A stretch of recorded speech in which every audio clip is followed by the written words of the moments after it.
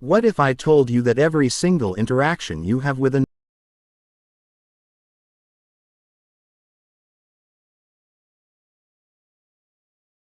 another human being follows predictable psychological patterns?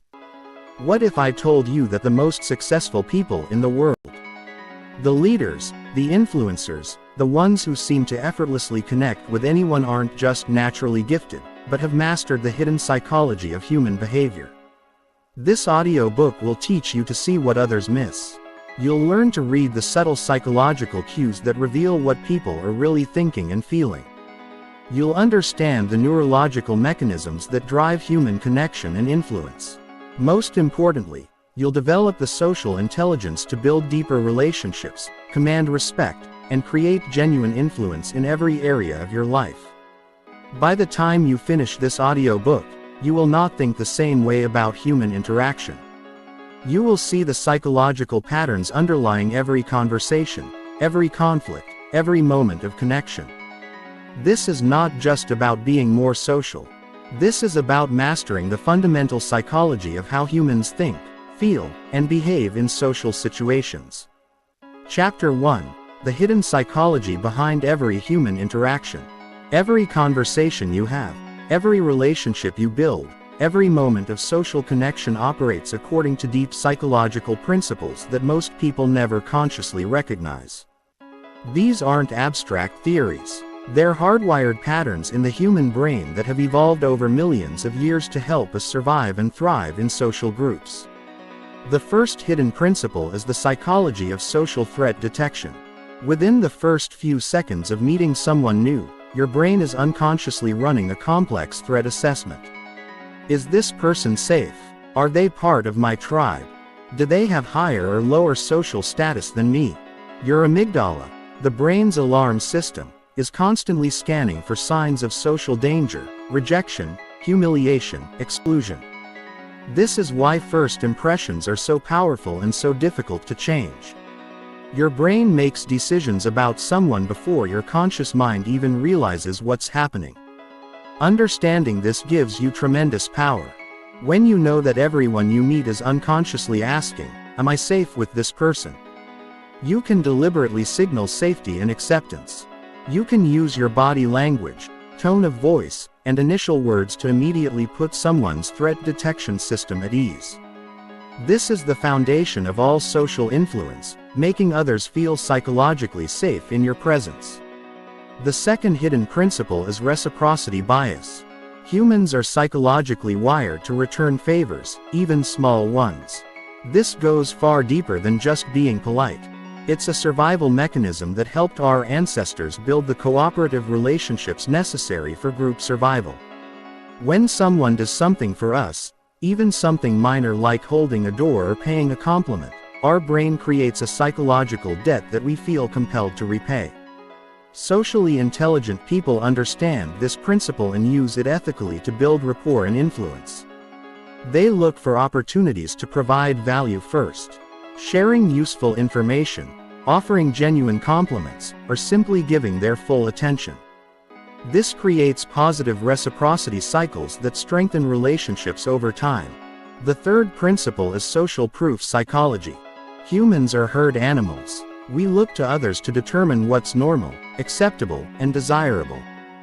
This is why testimonials are so powerful in marketing, why we're more likely to help someone if we see others helping, and why social movements can spread so rapidly. Your brain is constantly asking, "What are others like me doing in this situation?" and using that information to guide your own behavior. When you understand social proof psychology, you can shape the social context to influence behavior. You can highlight examples of the behavior you want to see. You can position yourself as someone others want to emulate. You can create environments where positive behaviors become the obvious social norm. The fourth hidden principle is the psychology of status and hierarchy. Every human interaction involves subtle negotiations about relative social position. This isn't about being arrogant or domineering. It's about understanding that humans naturally organize themselves into social hierarchies for group coordination. Your brain is constantly processing signals about where you and others fit in the social structure. High-status behaviors include confident posture, deliberate speech patterns, taking up appropriate space, and showing genuine interest in others without seeking approval. Low-status behaviors include fidgeting, seeking constant validation, apologetic body language, and nervous speech patterns. By understanding these signals, you can consciously project the level of confidence and authority that serves your goals. The final principle is emotional contagion. Human emotions are literally contagious. When you're around someone who's anxious, your stress hormones increase. When you're with someone who's genuinely happy and energetic, you feel more positive yourself. This happens through mirror neurons in your brain that automatically mimic the emotional states of others. Emotionally intelligent people learn to manage their own emotional state first, then use emotional contagion to positively influence others. They bring calm energy to stressful situations, enthusiasm to mundane tasks, and confidence to uncertain environments. They understand that their emotional state doesn't just affect them. It affects everyone around them. These 5 principles operate in every human interaction, whether you're aware of them or not. The difference between socially successful people and everyone else is that successful people understand these patterns and work with them consciously rather than being unconsciously controlled by them. Chapter 2. Decoding the Social Brain. How we're wired for connection. Your brain is fundamentally a social organ. Social brain works as the key to mastering human psychology and developing genuine social intelligence. The most important part of your social brain is the prefrontal cortex located just behind your forehead. This is your brain's CEO. It handles complex social reasoning, emotional regulation, and long-term planning. When you're reading someone's facial expression, understanding social context, or deciding how to respond in a delicate conversation, your prefrontal cortex is doing the heavy lifting. But here's what most people don't realize.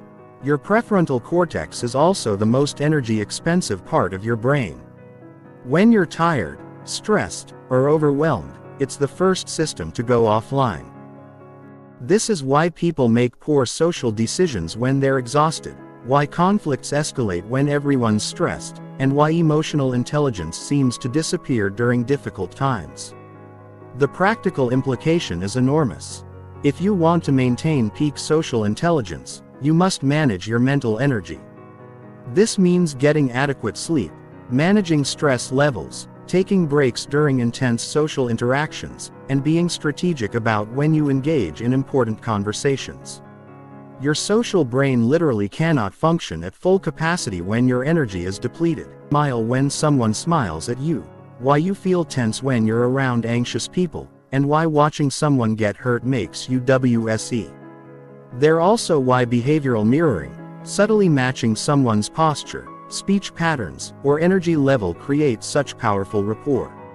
When you mirror someone appropriately, their brain experiences it as social synchrony and connection. However, mirror neurons can also work against you. If you're constantly around negative, stressed, or toxic people, your mirror neurons will make you absorb their emotional states.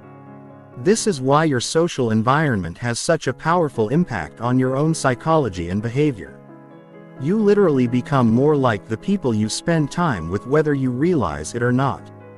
The third key system is your limbic brain, which processes emotions and social rewards. When you experience social connection, acceptance or positive feedback, your brain releases dopamine, oxytocin, and other neurochemicals that create feelings of pleasure and bonding. This is why social media can be so addictive. It provides intermittent social rewards that trigger these same neurochemical pathways. Understanding your LYIC system helps you recognize your own social motivations and those of others. Everyone is seeking some form of social reward, recognition, acceptance. Rejection hurts so much. Your brain literally processes it as a threat to your survival. It's also why public speaking feels so terrifying to most people. Your ancient brain interprets the potential for social rejection as a life or death situation. The fourth component is your brain's threat detection system centered in the amygdala. This system is constantly scanning your social environment for potential dangers, people who might reject you, situations where you might be humiliated, or interactions that could damage your social standing. Your threat detection system operates much faster than your conscious thinking. It can identify potential social threats within milliseconds and trigger fight-or-flight responses before you even realize what's happening. This is why you might feel inexplicably uncomfortable around certain people or in certain social situations. The key to social mastery is learning to work with your threat detection system rather than against it. This means gradually exposing yourself to social situations that trigger mild anxiety, building your confidence through small successes, and developing techniques to calm your nervous system during challenging interactions. Finally, your social brain includes sophisticated systems for understanding social hierarchy, group dynamics, and cultures, more charismatic presence, and greater emotional intelligence through deliberate practice and conscious awareness of how your social brain operates. Chapter 3. The 4 Pillars of Social Intelligence Mastery. Social intelligence is not a single skill but a sophisticated integration of 4 distinct yet interconnected capabilities. These 4 pillars work together to create the kind of magnetic presence and genuine influence that characterizes the most socially successful people. Master these 4 pillars and you will have the foundation for extraordinary relationships and social impact. The first pillar is social awareness. The ability to accurately read and understand the emotions, motivations, and psychological states of others. This goes far beyond just noticing when someone seems upset. Social awareness means developing the sensitivity to detect subtle emotional shifts, understanding the deeper needs and fears that drive behavior, and recognizing the complex social dynamics operating in any group situation. Most people are so focused on themselves, what they're going to say next, how they're being perceived, whether they're making a good impression, that they miss the rich psychological information constantly available in every interaction. Socially aware people have learned to shift their attention outward, becoming keen observers of human nature. This involves mastering the art of reading micro-expressions, the fleeting facial expressions that reveal true emotions before people can consciously control them. It means listening not just to what people say, but how they say it, what they don't say, and what their body language reveals about their internal state. Social awareness also requires understanding context. The same behavior can mean completely different things depending on the situation, the person's background, their current stress level, and their relationship with you. A socially aware person considers all these factors when interpreting behavior rather than making snap judgments based on surface appearances. The second pillar is self-management. The ability to regulate your own emotions, behavior, and energy in social situations. This is perhaps the most crucial pillar because you cannot effectively influence others if you cannot first influence yourself. Self-management means maintaining emotional equilibrium under pressure, projecting the energy and presence you want others to experience, and making conscious choices about how you respond rather than reacting automatically. Self-management begins with emotional self-awareness. Recognizing your own emotional states as they arise and understanding how those emotions affect your behavior and impact others. It means noticing when you're feeling defensive, anxious, frustrated, or overwhelmed and having strategies to manage those states productively. It also involves energy management. Your emotional and mental energy profoundly affects everyone around you through emotional contagion. When you bring calm, confident, positive energy to interactions, others naturally feel more comfortable and open. When you bring anxious, negative, or chaotic energy, others mirror those states, and interactions become more difficult. Advanced self-management includes the ability to consciously shift your emotional state to match the needs of the situation. Sometimes leadership requires projecting strength and determination. Sometimes it requires warmth and empathy. Sometimes it requires playfulness and humor. Socially intelligent people develop the flexibility to access different aspects of their personality as needed. The third pillar is social influence. The ability to guide interactions and relationships in positive directions. This is not about manipulation or coercion, but about creating genuine value for others while achieving your own legitimate goals. Social influence requires understanding what motivates people and finding ways to align your interests with theirs. Effective social influence begins with building trust and credibility. People are only influenced by those they respect and feel safe with.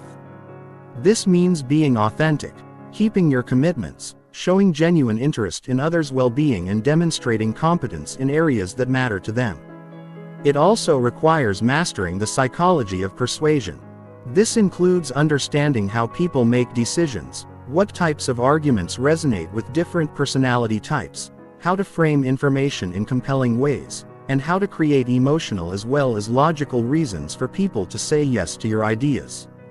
Advanced social influence involves what researchers call inspirational motivation, the ability to connect with people's higher values and aspirations, helping them see how your proposal serves their deepest interests and contributes to something meaningful. This is the difference between getting compliance and creating genuine enthusiasm and commitment. The fourth pillar is relationship architecture, the ability to build, maintain, and deepen meaningful connections over time. This goes beyond networking or making small talk. Relationship architecture involves understanding the deeper dynamics that create lasting bonds between people and knowing how to nurture those bonds systematically. This includes mastering the art of vulnerability and trust building. The strongest relationships are built on mutual vulnerability, the willingness to share authentic thoughts, feelings, and experiences with others. But vulnerability must be calibrated appropriately. Too much too soon can make others uncomfortable. Too little can keep relationships superficial. Relationship architecture also involves understanding and managing relationship dynamics over time. All relationships go through predictable phases: initial connection, deepening intimacy, challenges and conflicts, and either renewed closeness or gradual distance. Skilled relationship architects know how to navigate these phases consciously, addressing issues before they become problems and continuously adding value to others' lives. It includes the ability to maintain extensive networks of relationships without those relationships feeling transactional or superficial. This requires systems for staying in touch, remembering important details about people's lives, and finding genuine ways to contribute to their success and happiness. These four pillars work synergistically. Social awareness gives you the information you need to manage yourself appropriately. Self-management creates the foundation for effective influence. Social influence builds stronger relationships, and strong relationships provide more opportunities to develop all four skills. The most socially intelligent people have developed all four pillars to a high level. They read social situations accurately, manage their own presence skillfully, influence others ethically and effectively, and build remarkable networks of meaningful relationships. This combination creates what appears to be natural charisma, but is actually the result of conscious skill development. Chapter 4. Understanding personality types and behavioral patterns.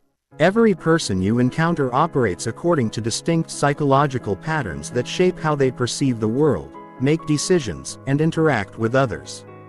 Understanding these personality patterns gives you a tremendous advantage in social situations because it allows you to adapt your communication style to match how others naturally think and process information. The foundation of personality psychology reveals that people differ fundamentally in four key dimensions. First is introversion versus extroversion. How people direct their energy and attention. Introverts focus their energy inward, preferring depth over breadth in relationships and needing quiet time to recharge. Extroverts direct energy outward, gaining stimulation from social interaction and external activity. This difference affects everything about how people communicate. Introverts typically prefer to think before speaking, appreciate written communication over phone calls, and value one-on-one conversations over group discussions. They often have incredibly rich inner lives, but may appear reserved in social before contributing with extroverts, engage their energy and enthusiasm. They appreciate interactive conversations, brainstorming sessions, and opportunities to verbally explore ideas. However, Be sure to also create opportunities for them to listen, as their natural tendency to externalize their thinking can sometimes overshadow others' contributions. The second dimension is sensing versus intuition. How people take in and process information. Sensors focus on concrete facts, details, and practical applications. They trust what they can see, hear, and directly experience. They prefer step-by-step instructions, specific examples, and proven methods. Intuitives focus on patterns, possibilities, and conceptual connections. They're drawn to abstract ideas, future potential, and innovative approaches. They prefer to understand the big picture before diving into details and often generate multiple creative solutions to problems. When communicating with sensors, be specific and practical. Provide concrete examples, detailed instructions, and evidence-based support for your ideas. Respect their need for proven methods and incremental change. Don't overwhelm them with abstract theories or completely novel approaches. With intuitives, start with the big picture and explain how details fit into the larger vision. Focus on possibilities and potential rather than just current realities. Encourage their creativity and be open to unconventional solutions. However, make sure to also address practical implementation concerns. The third dimension is thinking versus feeling. How people make decisions. Thinkers prioritize logic, consistency, and objective analysis. They want to understand the rational basis for decisions and prefer impersonal criteria for evaluation. They value competence, efficiency, and fairness. Feelers prioritize values, relationships, and human impact. They want to understand how decisions affect people and prefer to consider individual circumstances. They value harmony, authenticity, and compassion when working with thinkers. Present logical arguments supported by data and evidence. Focus on efficiency, competence, and objective benefits. Acknowledge potential problems and have rational solutions ready. Don't take their direct communication style personally. They're focused on the logic of ideas, not personal relationships. With feelers, emphasize the human impact of decisions and show how your proposals align with shared values. Take time to build personal rapport and demonstrate genuine care for others' well-being. Be diplomatic in your communication and acknowledge the emotional aspects of situations. The fourth dimension is judging versus perceiving. How people organize their external world. Judgers prefer structure, closure, and planned approaches. They like to make decisions quickly and stick with them. They value organization, predictability, and goal achievement. Perceivers prefer flexibility, openness, and adaptable approaches. They like to keep options open and gather more information before deciding. They value spontaneity, exploration, and discovery with judges. Be organized and prepared. Provide clear timeline, specific goals, and structured approaches. Respect for closure and avoid constantly changing plans. When you must introduce changes, explain the reasoning and provide a new clear structure with perceivers. Maintain flexibility and belonging. Recognition-motivated people respond well to public acknowledgement, competitive challenges and opportunities to demonstrate their capabilities. Security-motivated people prefer clear expectations, proven methods and gradual change. Autonomy-motivated people want freedom to choose their own methods and hate micromanagement. Connection-motivated people thrive on collaboration, team unity, and shared experiences. The key to personality-based communication is not to put people in boxes, but to recognize patterns that help you communicate more effectively. Most people have preferences across all these dimensions, and those preferences influence how they naturally interpret and respond to information. Socially intelligent people develop the flexibility to adapt their communication style to match others' natural patterns while still remaining authentic to their own personality. This doesn't mean being fake or manipulative. It means being considerate enough to present information in ways that others can easily understand and appreciate. Chapter 5: The Science of First Impressions and Snap Judgments. Within 7 seconds of meeting someone new, your brain has already formed detailed judgments about their competence, trustworthiness, social status, and likability. These split-second assessments happen automatically and unconsciously, yet they profoundly influence every subsequent interaction. Understanding the psychology of first impressions gives you the power to make those crucial initial moments work in your favor. The science behind first impressions reveals that humans evolved to make rapid social judgments as a survival mechanism. When our ancestors encountered strangers, they needed to quickly determine whether this person was a potential ally, threat, or mating partner. Those who were skilled at making accurate snap judgments were more likely to survive and reproduce. Today, your brain still operates according to these ancient patterns. Within milliseconds of seeing someone's face, your brain automatically categorizes them along multiple dimensions. Research shows that people can accurately judge personality traits like extraversion, conscientiousness, and emotional stability from photographs alone, often with remarkable accuracy. The most powerful factor in first impressions is facial structure and expression. Faces with strong jaw lines and defined cheekbones are automatically perceived as more dominant and competent. Faces with softer features and wider eyes are perceived as more trustworthy and approachable. Symmetric faces are universally considered more attractive and are associated with higher intelligence and better genes. However, facial expression matters even more than bone structure. A genuine smile activates the muscles around the eyes and creates what researchers call the Duchenne smile. This type of smile triggers positive responses in others' brains and immediately increases your likability. Fake smiles, which only involve the mouth muscles, actually decrease trust because they signal potential deception. Eye contact patterns are equally crucial. The optimal amount of eye contact varies by culture, but in most Western contexts, maintaining eye contact 60% of the time during conversation signals confidence and sincerity. Too little eye contact suggests insecurity or dishonesty. Too much can feel aggressive or inappropriate. Your posture and body language convey status and confidence before you say a single word.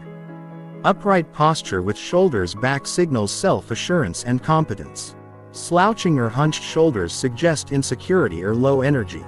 The amount of space you take up also matters. As confident people naturally use more space through open gestures and relaxed positioning, voice quality has an enormous impact on first impressions. Lower-pitched voices are automatically perceived as more authoritative and competent, which is why both men and women unconsciously lower their pitch when they want to project authority.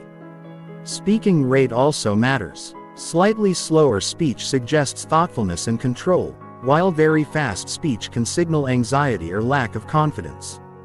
Clothing and grooming choices communicate social status, attention to detail, and respect for the situation.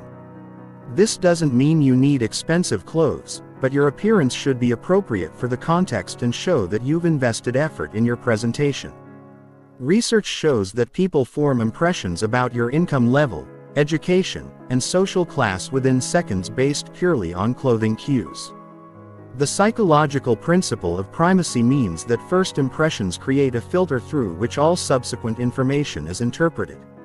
If someone initially perceives you as competent, they'll interpret ambiguous behaviors as signs of competence. If their first impression is negative, they'll look for confirming evidence and discount contradictory information. This is why recovering from a poor first impression is so difficult. It's not impossible, but it requires consistent positive interactions over time to overcome the initial negative judgment. It's far more efficient to invest energy in making strong first impressions than trying to repair poor ones. The good news is that first impressions are largely controllable. Since they're based on observable behaviors and characteristics, you can consciously optimize your presentation for different situations. This doesn't mean being inauthentic. It means being intentional about highlighting your positive qualities from the very first moment. Context also shapes first impression formation. The same behavior can create completely different impressions depending on the setting. Casual clothing that's appropriate at a weekend barbecue would create negative impressions in a business meeting. Understanding the expectations and norms of each environment allows you to calibrate your presentation appropriately. Cultural background significantly influences first impression criteria. Direct eye contact that signals confidence in American culture might be perceived as disrespectful in some Asian cultures. Physical touching that's normal in Mediterranean cultures could make Northern Europeans uncomfortable. Developing cultural intelligence means understanding these variations and adapting accordingly. The psychological concept of thin slicing explains why first impressions can be surprisingly accurate. Humans are remarkably skilled at detecting subtle behavioral cues that reveal underlying personality traits. Your micro-expressions, posture, voice, tone, and movement patterns all provide information about your internal state and character. However, first impressions can also be systematically biased.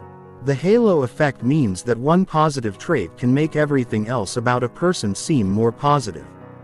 Physical attractiveness creates a particularly strong halo effect.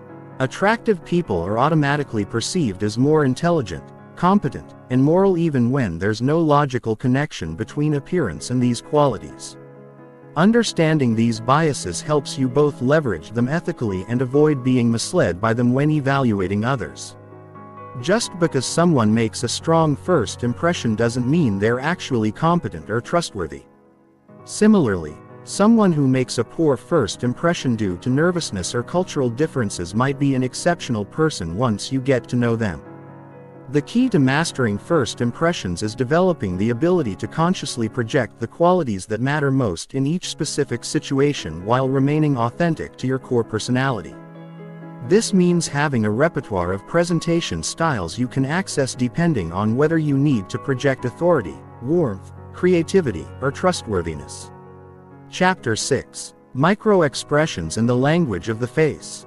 The human face is the most sophisticated communication device in nature, capable of producing over 10,000 distinct expressions through the coordination of 43 different muscles. Most people believe they can hide their true emotions behind social masks. But the reality is that authentic feelings leak through micro-expressions, lightning-fast facial movements that occur in less than one of a second far too quickly for conscious control. Learning to read micro-expressions gives you access to people's unfiltered emotional truth. While someone might say they're fine, their face might flash irritation. While they claim to agree with your proposal, their expression might reveal doubt or skepticism. This skill is so powerful that it's used by everyone from FBI interrogators to Fortune 500 executives to therapists working with trauma victims. The 7 universal micro-expressions correspond to basic human emotions that appear identical across all cultures, ages, and backgrounds. These expressions are hardwired into our neurology and appear automatically when we experience the corresponding emotions regardless of our attempts to conceal them. The first universal expression is happiness, characterized by the contraction of muscles around the eyes and the lifting of the mouth corners. Genuine happiness creates what researchers call crow's feet, small wrinkles that radiate from the outer corners of the eyes. This is why genuine smiles are called Duchenne smiles, named after the scientist who first identified this pattern. Fake smiles only engage the mouth muscles and can be sustained much longer than genuine smiles, which naturally fade after a few seconds. When you see genuine happiness micro-expressions, it indicates that the person is experiencing authentic positive emotion. This is valuable information because it tells you what truly makes someone feel good, not just what they claim makes them happy. You can use this knowledge to build rapport by focusing conversations on topics that generate genuine positive responses. The second expression is sadness, identified by the drooping of the upper eyelids, loss of focus in the eyes, and the slight downward pull of the mouth corners. The inner corners of the eyebrows may also draw up and together, creating a triangular shape in the forehead. Sadness micro-expressions often appear when people discuss losses, disappointments, or regrets. Even if they're trying to appear strong or unaffected, recognizing sadness allows you to respond with appropriate empathy and support. Sometimes people need acknowledgement of their pain more than solutions to their problems.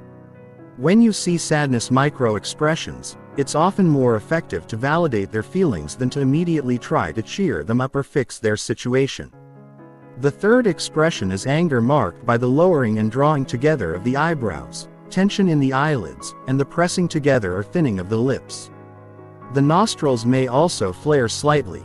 Anger micro-expressions can appear even when someone is speaking calmly or trying to appear reasonable. They indicate that the person feels frustrated, threatened, or opposed to what's happening. Spotting anger micro-expressions early allows you to address underlying concerns before they escalate into open conflict. When you notice anger flashes, you can pause to check for understanding, acknowledge their perspective, or adjust your approach to be less threatening to their interests or values. The fourth expression is fear, characterized by raised upper eyelids, tensed lower eyelids, and raised eyebrows drawn together. The mouth may open slightly and pull back at the corners. Fear micro-expressions reveal when someone feels threatened, uncertain, or anxious about a situation, even if they're trying to appear confident. Understanding when someone is experiencing fear allows you to provide reassurance, slow down your approach, or address their specific concerns. Fear often masquerades as resistance or disagreement, but the underlying emotion is actually uncertainty or worry about negative consequences. The fifth expression is surprise, shown by raised eyebrows, wide open eyes, and a dropped jaw. Surprise is typically the briefest micro-expression because the emotion itself is fleeting. You're surprised until you process what happened. Then you experience a different emotion about the situation. Genuine surprise cannot be faked convincingly because the muscle movements are too complex and coordinated. Surprise micro-expressions tell you when information is unexpected or when someone's assumptions have been challenged. This can be valuable for understanding whether your message is being received as intended or whether you need to provide more context or explanation. The sixth expression is disgust, identified by the wrinkling of the nose, raising of the upper lip, and lowering of the eyebrows. The lower eyelids may push up slightly. Disgust can be physical, moral, or emotional. People show disgust micro-expressions when they encounter something they find repulsive, offensive, or deeply disagreeable. Recognizing disgust helps you understand when you've crossed someone's values or boundaries. This information allows you to adjust your approach. Apologize if appropriate, or simply understand that this person may not be aligned with your values or proposals. The seventh expression is contempt, the only asymmetrical universal expression. It appears as a slight raising of one corner of the mouth, creating a half smirk or sneer. Contempt indicates feelings of superiority, disdain, or moral disapproval. It suggests that someone believes they are better than or above whatever they're contemptuous about. Contempt is often the most damaging emotion in relationships because it creates distance and hierarchy rather than connection. When you see contempt micro-expressions, it indicates serious problems in the relationship or interaction that need to be addressed directly. Beyond the 7 universal expressions, you also need to watch for micro-expressions of thinking and concentration. When people are processing complex information, their eyes may defocus slightly, their mouth may purse or move to one side, and they may show subtle tension around the eyes. Learning to recognize thinking expressions helps you know when to wait for someone to process information versus when they're simply avoiding giving you an answer. The key to reading micro-expressions accurately is understanding that they often contrast with the person's overall expression or verbal communication. Someone might be smiling and agreeing with you while flashing micro-expressions of anger or disgust. These contradictions are where the most valuable information lies because they reveal the person's unfiltered emotional truth. However, it's crucial to remember that micro-expressions show what someone is feeling, not necessarily what they're thinking or what they intend to do. Emotions provide important information, but they must be interpreted in context. Someone might flash anger because they're frustrated with themselves, not because they disagree with you. Someone might show fear because they're worried about implementation challenges, not because they oppose your idea. The most socially intelligent approach is to use micro-expression reading as information gathering rather than mind reading. When you notice micro-expressions that contradict someone's verbal communication, you can ask gentle questions to better understand their perspective, provide reassurance if they seem anxious, or slow down if they appear overwhelmed. Developing this skill requires practice and patience. Start by watching people in low-stakes situations. Notice the micro-expressions that flash across faces during casual conversations, while watching movies or during presentations. Pay attention to the micro-expressions that appear on your own face by practicing in front of a mirror or recording yourself. Remember that some people are naturally more expressive than others, and some have learned to control their expressions more effectively. Cultural background also influences expression patterns. Though the 7 universal emotions appear across all cultures, the goal is not to become a human lie detector, but to develop greater sensitivity to the emotional currents flowing beneath surface-level interactions. Chapter 7. Body Language Mastery. What people don't say. While people can carefully control their words and even manage their facial expressions to some degree, body language operates largely outside conscious awareness. Your posture, gestures, spatial positioning, and movement patterns continuously broadcast information about your confidence, emotional state, intentions, and social status. Learning to read and consciously direct body language gives you access to a powerful communication channel that most people completely ignore. The foundation of body language psychology lies in understanding that your physical presentation directly influences both how others perceive you and how you feel about yourself. This is because of the bidirectional relationship between mind and body. Your thoughts influence your posture, but your posture also influences your thoughts and emotions. When you deliberately adopt confident body language, you actually begin to feel more confident due to hormonal changes triggered by your physical positioning. Research by social psychologist Amy Cuddy demonstrated that holding powerful poses for just 2 minutes increases testosterone levels and decreases cortisol, creating genuine feelings of confidence and reducing stress. This means that body language is not just about external communication. Stool for internal state management. The most fundamental element of confident body language is posture alignment. When you stand or sit with your spine straight, shoulders back, and head level, you project competence and self-assurance. This alignment also optimizes your breathing and energy flow, making you feel more alert and capable. Conversely, slouched posture with forward head positioning signals insecurity and low energy while actually making you feel more tired and less confident. The key is finding the balance between rigid military posture, which can appear aggressive or uncomfortable, and relaxed alignment that maintains dignity and presence.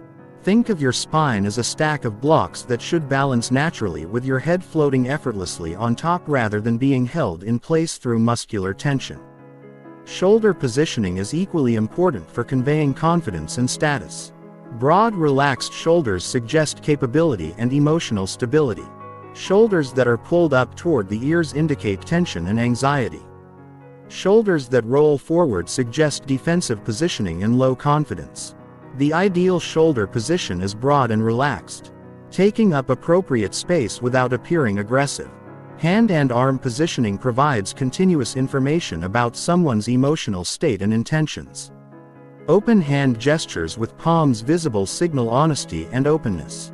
Hidden hands, whether in pockets, behind the back, or under tables, can create suspicion and distance. Crossed arms create a physical barrier that others unconsciously interpret as emotional or psychological barriers. However, context matters enormously in interpreting arm positions. Someone might cross their arms because they're cold, because it's comfortable, or because they're concentrating, not necessarily because they're defensive. The key is to look for clusters of behaviors rather than interpreting single gestures in isolation. Gestures while speaking reveal confidence levels and thinking patterns.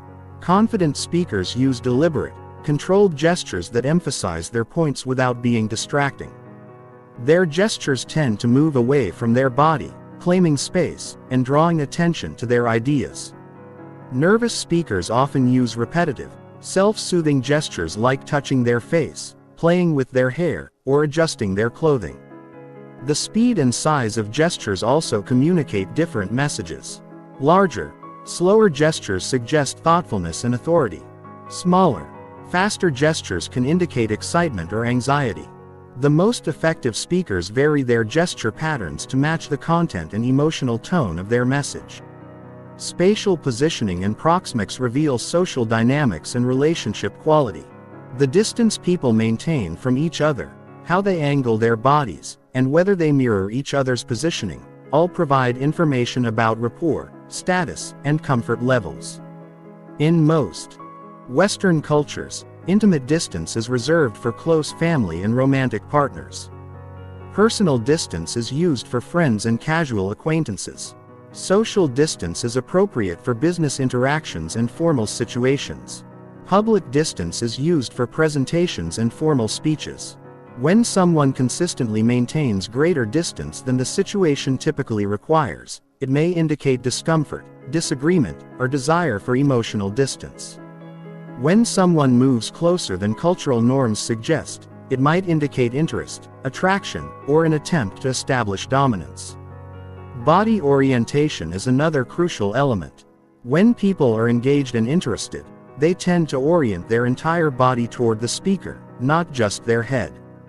When they're disinterested or looking for an exit, their feet and body may point toward doors or away from the interaction, even if they're maintaining polite eye contact and conversation. Mirroring is one of the most powerful tools in body language psychology. When people feel rapport and connection, they unconsciously match each other's posture, gestures, and energy levels. You can deliberately use subtle mirroring to build rapport, but it must be done naturally and respectfully. Obvious mimicking feels manipulative and destroys trust. Effective mirroring involves matching overall energy levels and general posture rather than copying specific gestures. If someone is leaning forward and speaking energetically, you can lean forward slightly and increase your own energy. If someone is speaking softly and appears relaxed, you can match their calmer energy and relaxed positioning. The concept of personal space bubbles is culturally specific but universally important. Everyone has invisible boundaries around their body that feel comfortable or uncomfortable when crossed. Respecting these boundaries builds trust, while violating them creates tension and defensive responses. Status and dominance are continuously negotiated through body language positioning. Higher status individuals typically take up more space, use more expansive gestures, and maintain more relaxed postures. They tend to move more slowly and deliberately. Lower status individuals often make themselves smaller, use more restricted gestures, and display more nervous energy. However, true confidence differs from dominance displays. Confident body language is relaxed and natural rather than forced or aggressive. It claims appropriate space without infringing on others.